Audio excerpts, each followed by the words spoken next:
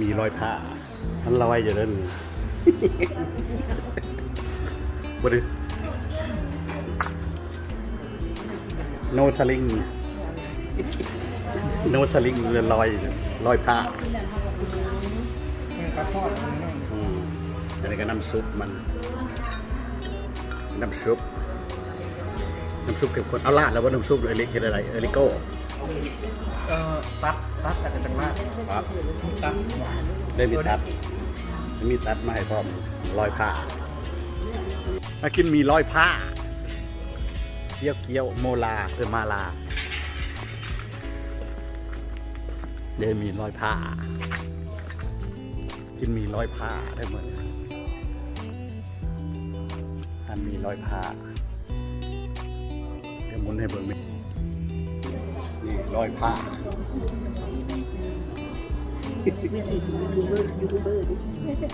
มีร้อยผ้าจะได้กินแล้ววันนี้กาลิโก้ตัดเมื่อกี้ก็ต้องตัดจับในโลมันก็คือมีกรอบเลยเนาะแต่อะไรวันนี้เอาลงนี้น้ำซุปราดสุกพวกนั้นหอนอ่อนลงที่ว่ามีระบบเอาที่ต่อจากน้ำซุปมันนวดลงมาจะเป็นหนังเนาะเขาบอกว่า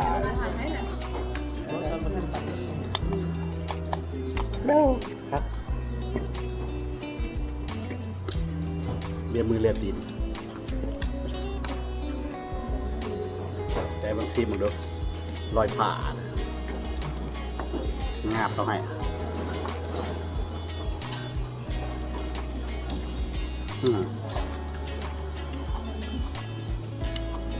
มันมีกรอบดีๆเลยเนาะ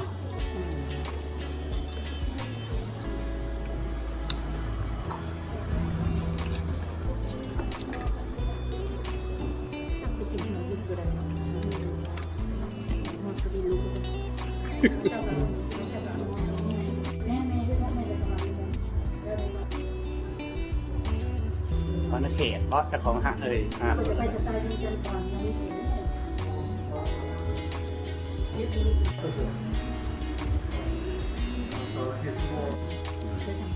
้วเราบอก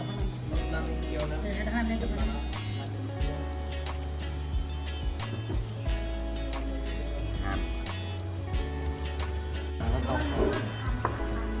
เกี๊ยวไข่เป็นอันนั้นน้อยเขาเรียกเป็นไข่เป็นไข่ชิมแล้วนี่นะครับเกี๊ยวเล็กที่เป็นซอสอันนี้ งาบทำไมเกี๊ยวอันนี้เล็กไม่ใช่มากเกี๊ยวจะเป็นเกี๊ยวนะอีเกี๊ยวธรรมดาจะได้มีเกี๊ยวไข่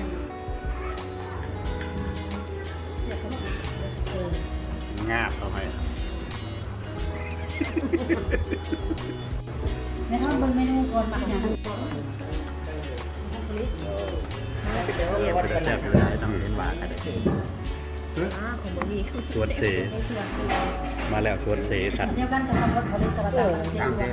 อันนี้ธรรมดาสวนรถกลางรถธรรมดาใช่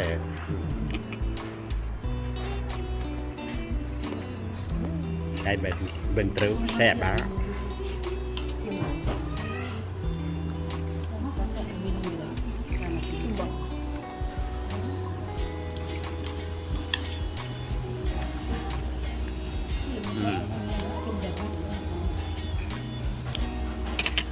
เหนียวเนี่ยใช่เลยรอยผ่าเรียกว่ารอยผ่านี่ราคาตอนนี้บุฟเฟ่ต์มันผลิตอะไรนะว่ามันมีเกี๊ยวน้ำมันมีรอยฟ้านี่ดิจะมาแบบนี้เลยแล้วก็มีน้ำซอสบวชแต่ก็มีแบบเผ็ดธรรมดาเรื่องเล็กนี่มาซีมันกันเป็นอันนี้เป็นจะมีจักรกระปุกบุตรอันบุตรที่ชวนเผ็ดมันใช่ไหมล่ะมันเป็นอะไรงาบเข้าให้แซ่บบ่ด แค่จะบอก แซ่บเนาะ ออนแคลอยู่ อ่อนแคลอยู่ เชิญแล้วเนี่ยอันนี้ซอสนะ จะได้มัน เนี่ยมีรอยผ้าเอ๊ะตัดออกมาดี ต้องไปตัดจะหน่อยก็ถ่ายนะมันลอยอยู่ดีมันลอยถึงว่ามีน้ำซุปอันนี้ น้ำซุป ผมเลยมาจะเป็นทานซุป เมนูเลยมันก็ลอยผ้าไปเลยราเมนไก่แห้งเส้นผักโขมเกี๊ยวแห้งซอสมาล่าหลายอันเกี๊ยวทอดเกี๊ยวซ่าไปครับนาย แล้วมันยังคู่กันในทานอาหารจ้ะ ในบรรยากาศในหาด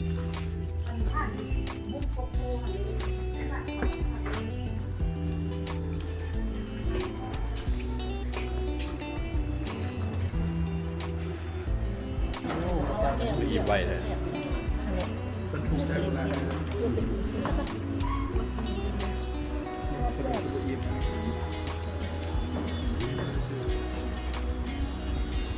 มีเกี๊ยวไข่เกี๊ยวไข่แบบเดียวเลยใส่เป็นคนที่ทำเดียว เด็กๆอิ่มไปแล้วเด็กๆยังแต่เฮา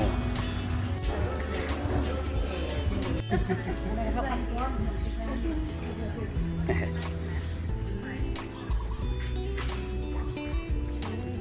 กลับบ้านแล้ว